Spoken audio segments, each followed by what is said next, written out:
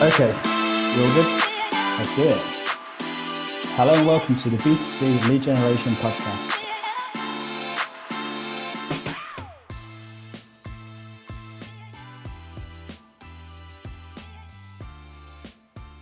Welcome back to the B2C Lead Gen Podcast. My name is Daniel Hopewell, here with co-host Simon Delaney, and this is episode 37, how to get more sales from the leads you buy. And that, of course, is or should be the ultimate objective.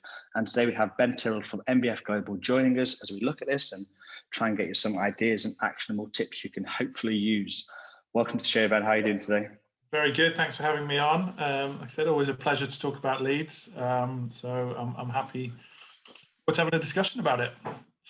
Yeah, I feel like just from talking beforehand, it's going to be a case of winding you up, like a sort of, letting you go and just releasing some, which will be very nice. I find that we actually get that a lot. A lot of people we speak to, they say when they come and talk to us, it's quite nice just to have someone to talk to about this kind of thing, because, like you said, there's not that relatively small amount of people where they can go in depth into it. So it's a shared. And I spent a bit of time studying it as well, so I could honestly go on for hours. I bore my wife to death at home talking about it. It's fantastic to talk to you guys about it, and great that you're doing a podcast to get sort of it out there. And the more discussion there is around this, the better it is for everyone. So I think it's a good thing to get out there. 100%. So we've had a colleague of yours, Josh, join on the show. We have a couple of months ago now, and I think people will know a fair bit about MVF Global. They're in the space and certainly to listen to that podcast. So what I want to ask, actually, just to kind of get started, to intro you, is your role at MVF and what it is exactly you do. Sure. So I've been at MVF 7 years now, which is quite a long time for MVF. I think I was certainly a sub 100 employee, and I think we're way up above 500 now. So it's a little bit of a badge of honor. I should probably get a badge and sew it on my shirt there. My current role is I head up the customer success team. So what that is I think Josh explained when he was on the podcast. We've split into sort of four hubs that look after different areas of lead generation: business services, software, senior products and services, and home products and services. I sit across those hubs and I work with our clients to enhance lead flow through their systems. So really work on processes client side, work on relationships, aspects of business development, but really it's sort of driving the relationships and the partnerships that we have forwards and ensuring that there's constant success in what we provide to them. Our vision is to transform how businesses find new customers. It's not how to transform how businesses find new leads. So it's really that other part of the equation that I'm involved in. And it's a great opportunity to get under the bonnet of our clients' business models and to align what we're doing with those. Do you notice any difference when you say with throughput and you're dealing B2B and B2C, the difference in that throughput or the difference in the way that these leads should be treated between B2B and B2C? I mean, yeah, there are massive differences, but also many more similarities than perhaps many people think. I think, when you get your head under any of these systems, there's always sort of unique characteristics on it. Obviously, volume is one of the biggest issues. So you can almost, in B2B, you can almost get away with perhaps non-optimized processes because the volumes typically are slightly lower. At the top end of the B2C scale, the volumes are so huge that any compound inefficiency has a massive impact. I think, Daniel, you mentioned on the last podcast you did, just getting a 5 percentage point improvement in certain processes can have a manifestly huge, it was you, Simon, wasn't it, revenue return in terms of success. So, it really pays to focus on it. So I think that's probably the biggest difference, that volume play, B2B, B2C. But we're all learning and everyone's learning. And even the most, the top of the game vendors are still learning on how to optimize those processes. So it's a totally dynamic process and system that is constantly moving, which keeps it very interesting, keeps me on my toes. Gives you more to talk to your wife about in those lonely winter evenings, right? Yeah. Yeah, leads. Yeah. Yeah. I remember can see that was glaze before over the after call. about 30 seconds. Yeah. I can't remember whether we actually talked about how you were sort of discussing this kind of with your wife before we actually had this call, or whether that was or during. So people may have no clue what we're on about here, but let's not explain it. Let's just leave that up. Leave it hanging. Yeah. Interestingly, I will say this though. Interestingly, my wife is a therapist, and actually part of the discussion around relationships is actually quite prevalent to how you develop relationships with corporate clients, around trust, transparency, privacy, accountability and things like that. So that there are things that we find common ground on across the board, for sure. But yeah, no, I can move on to some of that later on. But it's, there are absolutely crossovers in that. Do you wheel her in when their conversion rate starts tanking? Yeah, well, I lean on her for advice. That's when I lie down on the sofa, yeah. So we'll get into the sort of pod subject fully. Why is it so important to work with clients on their sales process? Let's start with the basic. So I think why is it so important is for us at MVF, we had a sort of a realization 4 or 5 years ago that the issue of quality, it's here you go, here's a consistent issue that all lead buyers and lead sellers will have a conversation about, and also the sort of transient nature of what the word quality actually means. It means different things to different people at different times. And really what we came down to drill it down to was sort of a very basic formula, which is sort of leads, or the input, the marketing input, the leads, what we do, plus the client's transformation process, i.e. how they process those leads and turn them into customers. That's what equals quality, and that's what equals results.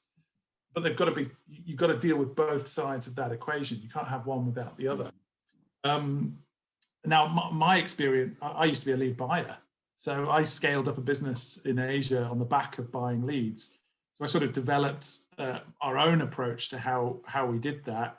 And I realized how much that changed the output of the leads that I was buying coming in, calling them quickly, getting, building up a process by which you could scale up sort of a system around it. So I think that's really, that's why it's so important, because it's a fundamental part of the equation of the overall success of a campaign coming in. And that doesn't necessarily apply to leads. I think that applies to all marketing input. It's then what happens to it at the other side that can also turn the dial. So I think that's part of it. I think the other thing that's part of it is a bit of history on sort of lead generation. I think at the moment what we see is the remarriage of sales and marketing after an acrimonious divorce in the 50s and 60s, where sort of a massive above the line and TV spend forced marketing and sales into two competing departments within an organization. Whereas now what you've got is the ability to bring them back together again. So marketing and sales working together give you the input, the efficient outputs that modern businesses need. And a remarriage, again, requires a redrawing of the boundaries of how that works. And I think that's what we're in at the moment. So I think that's why it's so important that it sort of sets, like I said, sets the equation right, and means we're all focusing on both of the inputs in order to maximize output. A lot of companies really struggle with that though, right? And I think it's because sales are buying the leads and marketing aren't getting involved because they're effectively outsourcing it. So it keeps the sales siloed. When you encounter that, do you carry on working with those clients to just keep hammering them to try and get them to join this marriage together, or do you end up not working with them, or how do you cope with it? I think it's sort of an issue of long-term sustainability of a relationship, I think. So again, the higher up the tree you go in sort of organizations at a strategic level, I think the more sympathy that bringing together argument tends to sort of applies. I think what you also end up with, especially in our lead generation world, is quite a lot of legacy systems that shadow an old sort of approach. So you get a lot of contact centers that are equipped or staffed based on cold data lists and the old way of generating leads. And what you sometimes end up with is a little bit of a Frankenstein sort of monster of how they approach the marketing input, which is, we need loads and loads of leads because we've got loads and loads of mouths to feed. And it's not a great way to build a sustainable long-term lead generation campaign. It's on shaky ground. So I think it's quite hard to then delve in and sort of suggest some slight adjustments to that approach. And also there's quite a lot of people that get a little bit scared about it. So, their jobs and their systems are based around the way it used to be. We work with a lot of people that have worked their way up through contact centers into sort of lead buying positions. And quite a lot of the time, their colleagues, our mates, partners are all built into that system. So it's a difficult thing to change, but it's a slow one. And I think it's one that we can see that everyone is sort of moving towards. So yeah, what do you do with it? You work with them and try and help them to, I think it's the Brian Clough approach there, isn't it? But maybe a soft one. Sit down and explain to them that our approach is actually quite a useful and correct one. And then work together to sort of try and drive efficiency, because that is ultimately the best thing for the businesses involved. Yeah, I think something we've heard or found in the past before is that, especially with contact centers, the less if you're working brand direct, is their overheads are so huge anyway. They're almost loath to spend extra money on leads because they've got that many staff that they have to feed and everything else. And they don't equate the quality of the lead with more conversions. They're just thinking we've got this many agents. A lot of the time in contact centers can be really competing because they can be incentivized to grow their agent numbers. And it means that they just want more data. It's not necessarily, quality isn't necessarily what they're going for. So that's what I've seen before, is that, especially with outsourced call centers, there's definitely like some sort of conflict going on when they're being tasked with buying the leads. And there's, like I said, legacy systems, legacy incentives, legacy structures there, where you've got KPIs based on sort of incorrect data points, like total number of heads or total number of dials, or just incorrect strategies based on potentially not having the transparency of data that we can now have. So again, it's organizational. What is it? I don't know. Organizational. You just have to understand the organizations and the ecosystems that they're operating in, and then work around that. Without coming in and saying, "Hey, drop everything, do what I'm telling you to do." So it's just not a realistic or likely scenario. So again, just involving all those stakeholders to find a slightly more efficient way of running things, I think, is a constant challenge. Like bashing your head against a brick wall, I'm guessing, there a lot of the time. Blood, sweat, and tears comes with everything, doesn't it? I say that as looking at your brick walls behind you, but no. Yeah, they've had a few heads against them, that's for sure. Well, again, human systems always a challenge, isn't it? But that's what it comes down to, sort of being, it's the sales job of being convincing with your pitch and sort of being convincing on the results that you get on the other side. So selling the change and then delivering on that change as well. Cool. So I think I read somewhere or heard somewhere that you'd said, or you kind of put it as, you're not a lead seller, you're a lead partner, which I thought was a really nice idea, that idea of kind of you working with lead buyers. And I do think that it tends to be a bit of a kind of demarcation between the seller and the buyer. And at times you're almost against each other in some ways, we've seen before. I was going to ask you to maybe explain that idea a little bit more, because I thought it was quite cool. Yeah, absolutely. I think, sort of the old days of how many leads do you want? 3,000 leads. Okay, here you go. We have a thing. It's quite a sort of a businessy sort of cliche, something you put on a sort of an Instagram or LinkedIn post, but the whole thing of transcending the transactional, because, how many leads do you want? 3,000 is okay. Why do you want 3,000? I'm going to write that down. Transcending the transactional. Yeah. Why do you want 3,000? What does that mean? And how does that fit into what you're trying to achieve? Are more useful approaches to that sort of scenario. Because if you understand then what the client is trying to do, you're more likely to be able to provide a long-term solution to what they're trying to do. And again, when you're dealing with some of those legacy systems in place, just unpicking that starts to give you a little bit more of a view of what they're trying to achieve. So I think you've got to partner clients to make sure we're all aligned on the same route of travel. And I think by partnering, that gives you two things. Makes you do the right thing because you're partnered to where they're going. Sometimes the right thing might feel like the wrong thing, but at least you're aligned with where they're trying to go, and that sort of unpicks that. And I think the second thing it does is it reduces you being knocked off the road by someone else who might be taking a more consultative approach. So I think it's sustainable from a business, from a business perspective in terms of client management. So I think that's definitely where we are. We like to sort of consider ourselves at MVF as sort of we're providing rocket fuel for growth. So we're sort of selling growth.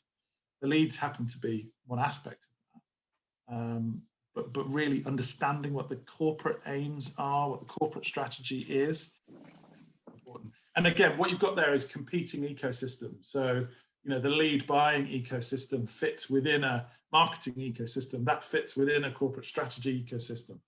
Understanding how they all interact will open up opportunities as well. That's been a large part of our growth. What I always think is really interesting is if you're a brand, I don't know, selling mobile phones and you outsource your marketing to an agency. So let's say you approach Vodafone, go to Saatchi and Saatchi. Yeah. This has it's an aura of something great, right? It's a bit like Mad Men. And they're going to put together all these creative ideas, and the growth of Vodafone is seen being delivered by this amazing agency that has all these incredible people in it and all these incredible ideas and everything else. Now, if you associate your growth with lead generation, which let's admit a lot of companies do, that's how they actually grow. It has a completely and utterly different perception. And yet all you're doing is still outsourcing your marketing, right? I always think that contradiction, because you are still, and I think what it comes down to is exactly what you said, the transactional perception of it. And if you can transcend the transactional, when we do the snippet for your this that's what it's going to be. Yeah, but if you could transcend the transactional, I wonder if lead generation agencies or lead generation partners, whoever, could ever be perceived in the same way that these agencies do. If you were an agency and we, I don't know, put some of the ideas out that people have for lead generation, generating leads and carrying out marketing, you have people spunking on the carpet about the ideas and they create books about it, a bit like, advertising today, it's full of agency ideas. Imagine lead generation today. And all you're doing is outsourcing marketing still. I always think that perception behind it's different. It's weird, isn't it? Well, it is. Although I do like to think I have a little air of Don Draper about me sometimes. Well, maybe the idea generating from. No, I agree with you. And part of the way we used to define ourselves was we're not an agency. That used to be a starting point for our discussions with people. But actually, we're a results-driven partner. And surely that has got to be the best way in order to do it. This is in, this is what you're going to get out, and this is how we're going to work together to make how you can get more out of what you're putting in. It's a very, very efficient. This is what I mean about that marketing and sales coming back together again. And maybe that sort of the golden age of advertising flourished because there was a separation between marketing and sales. And actually, under the microscope, the spender's got to perform. That's what traditional agencies are suffering now as a result of that, right? Because there's not they're creative. That's what they're basically doing. Everything else people can do in house. Yeah, and I think the agility of creativity as well. The big idea. The days of the big idea. The type of font, the type of image that can just go onto your Volkswagen ad, and that can have massive impact on your perception.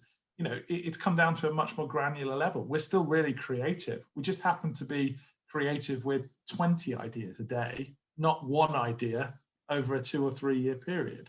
You know, it's a huge amount of agile creativity that goes into finding new ways to generate customers. So, you know, this is what our sort of our mission and our crusade is, to transform it.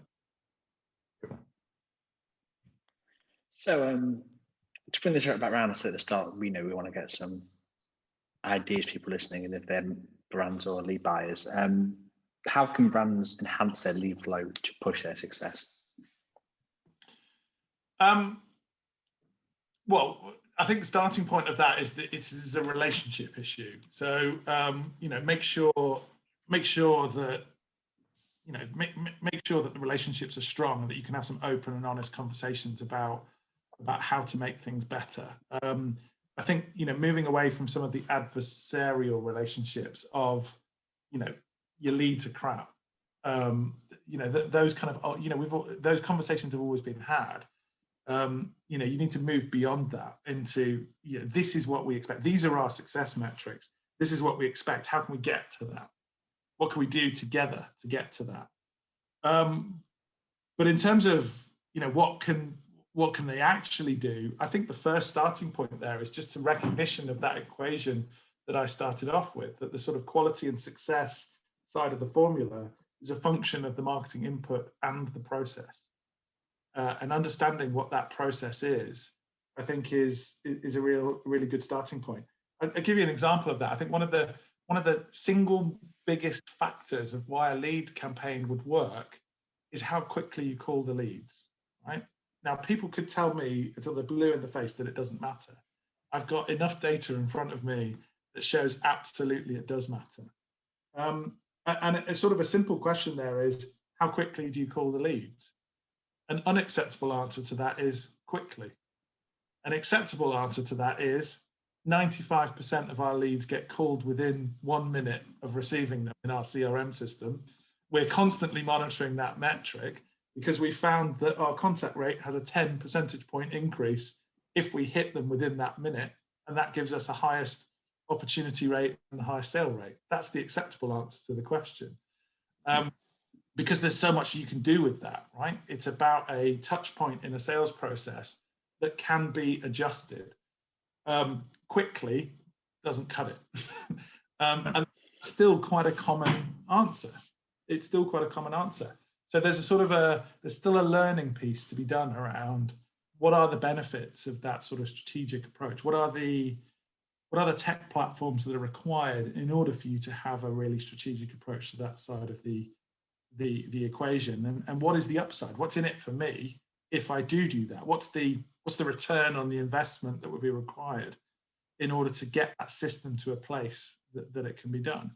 So you know, I think that's it. But the other thing I think I'd say there is that this sort of approach this is not rocket. This is not brand new thinking. This is basically total quality management, Toyota style total quality management from the 1980s. It's building systems of continuous improvement. So that Kaizen, that Japanese word of continually improving the process, you can only continually improve the process if you've got those feedback loops in place, because then you know what you need to do. So I think it's focusing on that. I think that's the key thing for sort of any lead buyers listening. There are manifestly large incremental gains that can be had from improving sales processes around lead inflows. And if nothing else, that is a CFO and a CEO's dream to see someone doing that, because basically what you're getting there is more from the same. That creates a very positive ecosystem for driving relationships forward and driving growth on all sides. So I think that's the key thing. You can't underestimate that. I mean, I'm sure you guys have that experience. You know, if you provide leads to someone and they call them a week later, they're unlikely to get a great result from those leads. That's not the lead's fault. That's the process's fault. I think one of the issues comes back to what you touched on earlier, which is this legacy idea of the type of data. So we've had someone on the podcast before come on and say, I've got evidence that waiting and calling leads works. Anyway, once we dug into it, it was to do with like no or low intent leads, right? Right. And what was happening is if you've got a co-reg site, for example, and a load of co-sponsors, 40 co-sponsor companies, and you're selling the data to all of them, and the person gets bombarded within the first hour by 30 phone calls, it's like, yeah, no shit, it's probably better waiting. But, you know, that isn't really leads. It's just sort of data. It might be fresh, but it's just contact information. So, yeah, you're probably better waiting purely because you know, they're already pissed off, whereas, you know, they'll calm down a week later. Yeah, when you're talking leads, we're talking a different game. This is, you know, and this is something that people mistake. And so, you know, that speed, yeah, so that is definitely what we say. It's the number one thing. It's a bit like, you know, we use the analogy all the time. If you walk into a shoe shop, you pick up a pair of shoes that you like the look of. You don't see a sales agent around anywhere in the shoe shop. How long are you going to wait until you walk out? Exactly. And I use the same metaphor. Great that you do that. I mean, mine's slightly different. I just say, look, if someone walks into your shop, you don't hide behind the desk for 6 hours before you pop your head up and say, can I help you? Yeah. Because someone will walk out the shop. Bearing in mind that a lot of lead generation is around service provision and not just product buying. In fact, the majority of it is service provision. Exactly. It's a lot of it's non-emotive, right? Because if you've got an emotive product, if it's a car, the person probably wants a BMW. They might not go to Audi, no matter if you wait 6 hours. If you're selling life insurance, the reality is they don't give two shits where they get it from. Yeah, it's relationship based. Right? Exactly. Yeah. And the starting point. So again, you know, this sort of, again, we're getting granular here, but sort of post-conversion transition. So the transition between us and the client when we pass the leads over, and then their strategy around time to first call and first contact strategy. The important thing that hangs around that strategy is it is a micro branding moment for you. These are branded moments. The way you approach that, the way you talk to the customer in that instant. Write that down. Micro branding. Yeah, and to be honest with you, micro branding moments are far more impactful than overall huge brand moments.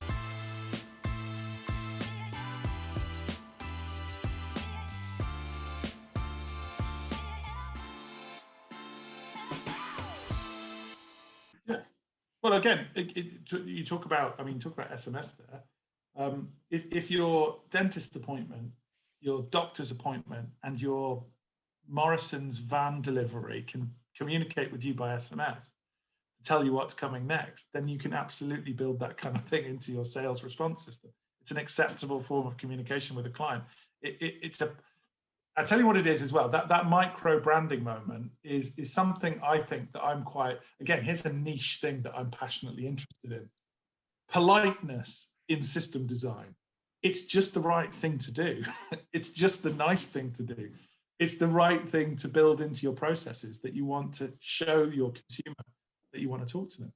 And actually that concept comes in, you know, and I'm looking forward to the panel debate that you're going to put together that has me up against the guy who says it doesn't matter when you call, because I'll look forward to that interaction. Good idea. But maybe face-to-face is the best way for us all to do those. But the content, if you there's some really interesting studies around. If you ask a sales agent how many times they should call a prospect, they'll say 4 or 5.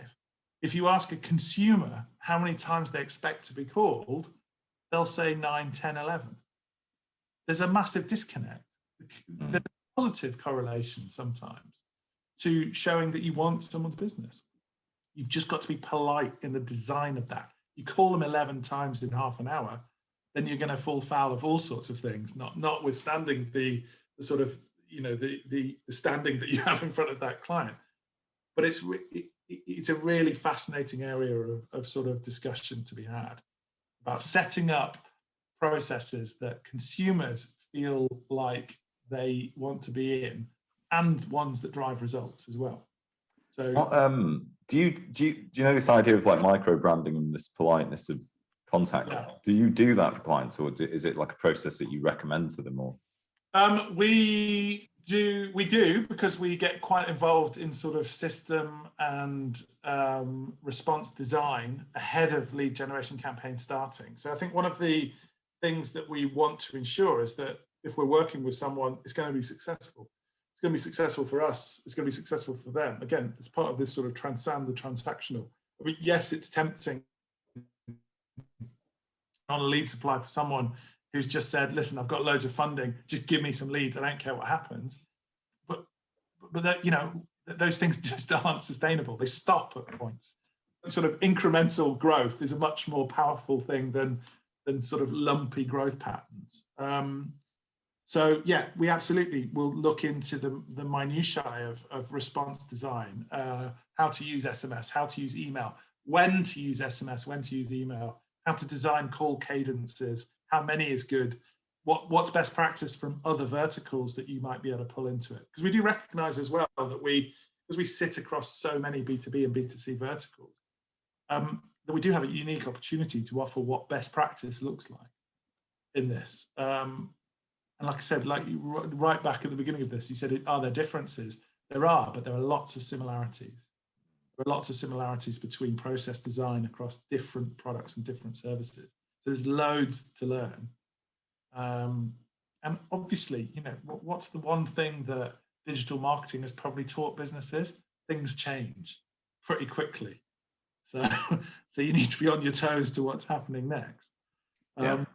Because otherwise you'll end up with, you know, and if I think about the spectrum of responses that I see from clients, you know, at worst, you've got a contact center with no computers in it, just phones, a printer in the corner of the room, and someone walking a printed out lead. That still happens, right? It's unreal. Yeah, it still happens. Yeah.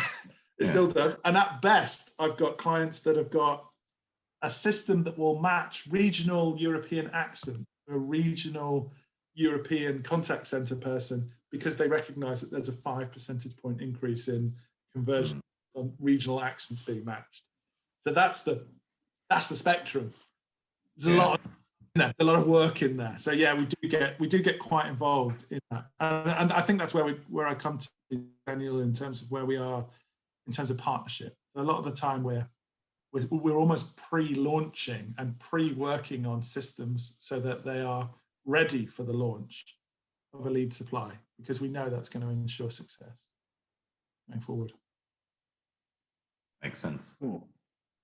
And just to kind of, I hate using the phrase wrap it up, but just to kind of bring it back around and sort of just finish on the other side of it slightly, because everything has been quite positive from you, in the sense that we kind of agree about these things. It's all about getting the sales, and it's not just the leads, it's working to that and building a relationship. But just to kind of not put you under pressure, but just to sort of challenge it slightly, what are the challenges you face from clients? You know, the ones who maybe don't want to do this, or, you know, what are the issues you have in building that relationship between the lead generator and the lead buyer? I mean, I don't want to pump out all the business cliches in the world on this podcast, but, you know, trust is a really important thing. And, you know, that old adage of it taking ages to build, but can be thrown away, you know, with one thing. I think that's quite an important thing to build into it. Yeah, there are challenging conversations. I think, you know, I think it's important to go into these. You know, it's important to go in with a principle and with a value proposition, you know, personal value proposition as well as the professional value proposition, and say this is what we believe to be true, and this is the evidence for why we believe it to be true. I'm more than happy to have very robust conversations with anyone if their approach is different to that. And sometimes, you know, you reach a point of consensus or a compromise that allows for things to move forward, and then you can start to learn together. But I think it's just the chipping away at some of the old legacy positions. I think that's probably the largest challenge. Because like I said before, you know, a lot of those systems are built on high volume data. And, you know, it's hard to see how that sort of transitions. Look at the sort of, you know, there's elements of the sort of PPI area where you've got massive contact centers that just need massive numbers coming in, and they will just jump from one thing to the next thing. So it might be class action lawsuits, it might now be whatever, but it's jumping. It's jumping. How do we feed the beast? Which I'm not knocking that strategy. That strategy can work. It's just not. It's not necessarily a strategy that we can align with. We're looking more at longer term growth plans with clients who have a longer term vision. But yeah, no, I mean, challenging conversations.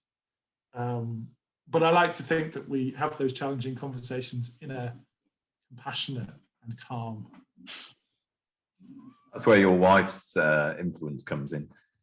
All comes back to the therapeutic relationship, I think. What is there anyone else in MVF who sort of, other than the leadership team, I guess, who straddle all the departments in the way that you do?